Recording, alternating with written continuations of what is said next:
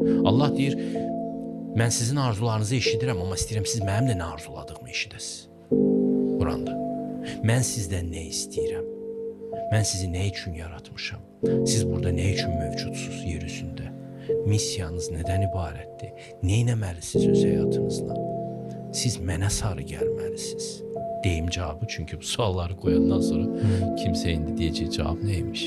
Sizin həyatınızın canı, məğzi Allaha sarı getməkdir. Hər cür üslubla, hər cür yolla. Amma siz başqa şeylər arzulayırsınız.